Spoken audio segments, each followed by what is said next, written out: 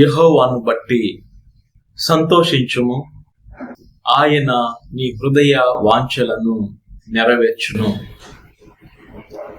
దేవుడు మన యొక్క హృదయపు కోరికలను నెరవేరుస్తాడని 37వ కీర్తన 4వ వచనంలో చూస్తున్నామండి. నేను చాలా వాటిని కోరుకుంటున్నాను, కోరుకున్న ప్రతిదాన్ని దేవుడు ఎందుకు నెరవేర్చట్లేదు అని ఈరోజు మనం చూసినట్లయితే చాలా రకాలైనటువంటి కోరికలు ఉన్నాయండి.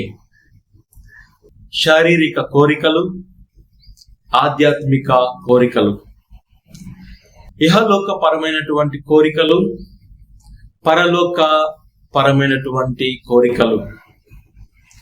మన కోరికలు దేవుని యొక్క సంకల్పమును బట్టి ఉండి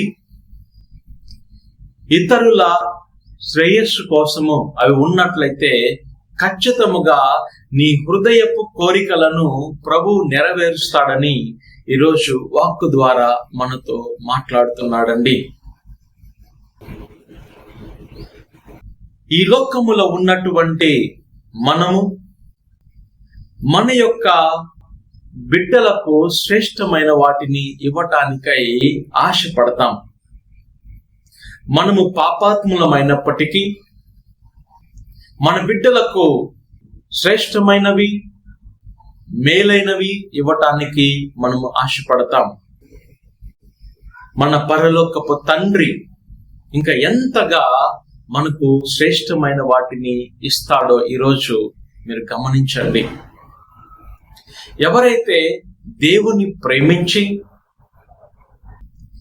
ఆయన యొక్క చిత్తానుసారముగా జీవిస్తారో, ప్రతి దాంట్లో ఆయన యొక్క చిత్తాన్ని వెతుకుతారో, వారి యొక్క కోరికలన్నీ కూడా దేవుని సంతోషపెట్టే కోరికలుగా ఉంటాయి. ఇతరుల శ్రేయస్సును కోరేటువంటి కోరికలుగా ఉంటాయండి. ఇలాంటి జీవితం మనం జీవించినప్పుడు దేవుడు అతని యొక్క ఆత్మను సమృద్ధిగా మనకు ఇస్తాడు అని ఈరోజు మనము తెలుసుకోవాలి. ఈ లోకంలో ఉన్నటువంటి మనము ధనము కోసము దేవుణ్ణి అడుగుతాము, ఇహలోక పూరితమైనటువంటి వస్తువుల కోసము దేవుణ్ణి అడుగుతాము.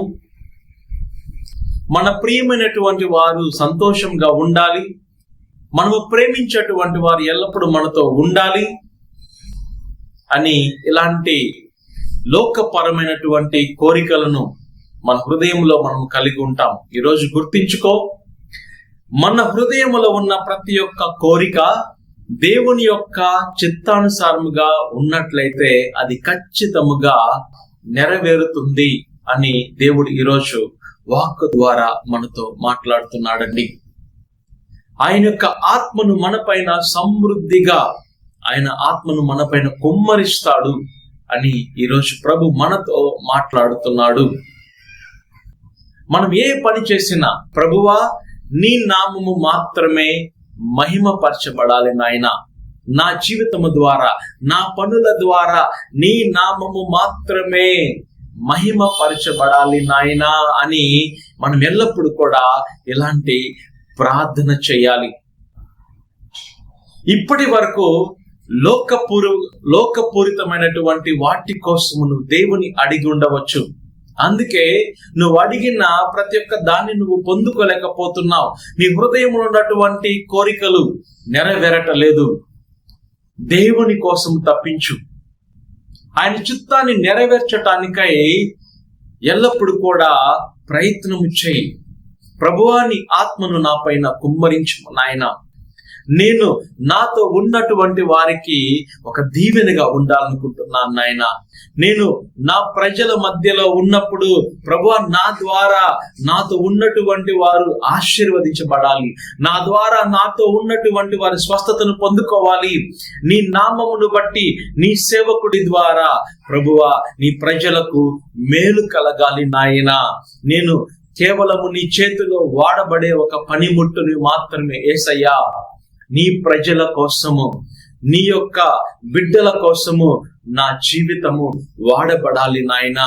అని ఇలాంటి హృదయపు కోరికలు మనం కలిగినట్లయితే ఖచ్చితంగా దేవుడు మన యొక్క హృదయపు కోరికలను నెరవేరుస్తాడని ఈరోజు ప్రభు వాక్కు ద్వారా మనతో మాట్లాడుతున్నాడండి.